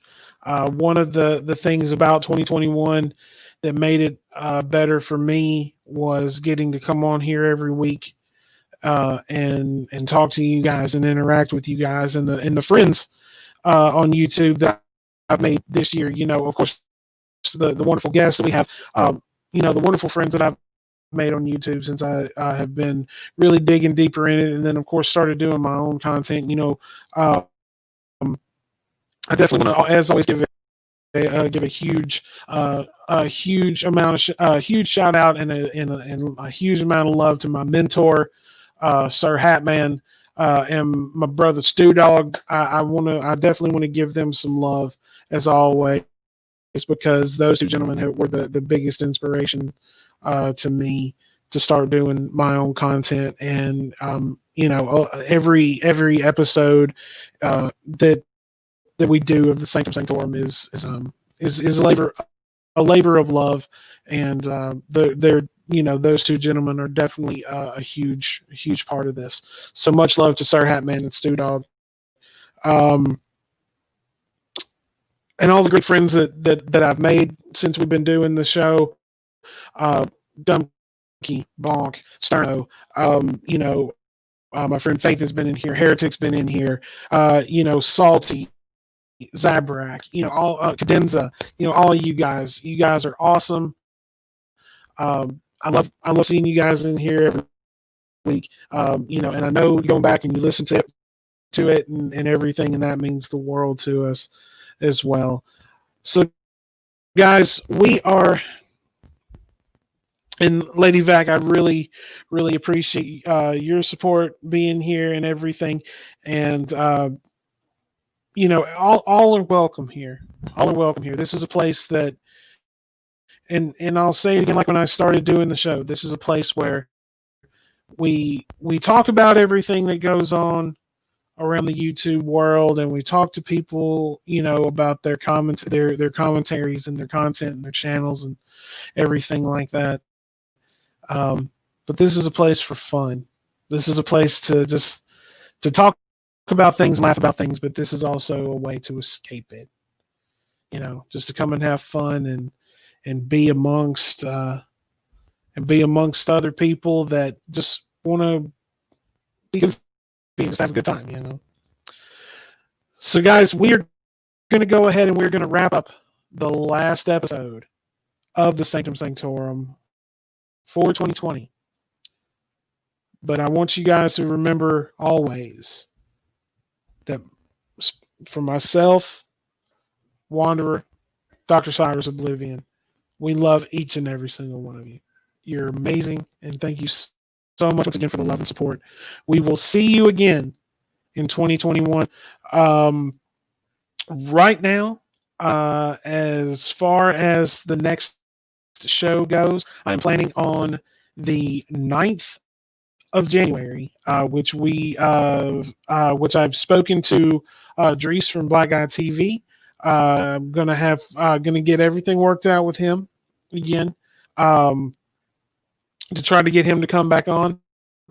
I'll have to double check on the date with that. But I know that we're going to be doing the next show on the 9th, and I'm working on trying to get some things lined up. And of course, I'm trying to book people to come on in advance, so everyone, so we have everything on the books and everything set and ready to go, and try to get a little bit more preparation and everything ready for that. But guys, we will see you. January the 9th will be the next episode and the first episode of 2021. Once again, thank you guys for making 2020 so awesome, as being here every week. And I hate Wanderer couldn't be here for us to close this out, but I just want all you guys to know that we love you. We thank you so much for your love and support. I know I've said it probably 100 times already, but it bears repeating. But thank you guys once again. Enjoy your new year. May it be very, very prosperous. May it be full of good times with your friends and your family as much as you can see them, because we all know it's hard right now. But and thank you, Lady Vac. I really do appreciate that so much, and look forward to seeing you in here for the new year. Bonk, thank you. Happy New Year to you too, my brother. But guys, I'm gonna wrap it up for 2020. We love you. Have a very, very happy new year. Stay safe out there if you're going to be doing some traveling. If you're going to be having a party, or if you're going to be at home somewhere doing your own New Year's thing, I'm going to throw a little public service announcement out here. Please do not drink and drive. If you're going to be with a couple of friends or something and you're going to be drinking, give them your keys. Do not get on the road. I cannot stress that enough, because I know that this is a time of year when people still don't think, and they think that they can do whatever they want, and they think that they can handle everything. But, guys, be safe out there. Don't drink and drive. If you go anywhere, stay there, and try, get home the next morning, sleep it off, basically. But all right, guys, we will see you in 2021. We love each and every single one of you. We look forward to seeing you next year. And as always, my friends, once again, happy and prosperous New Year. Much love to each and every one of you. And as always, peace be with you.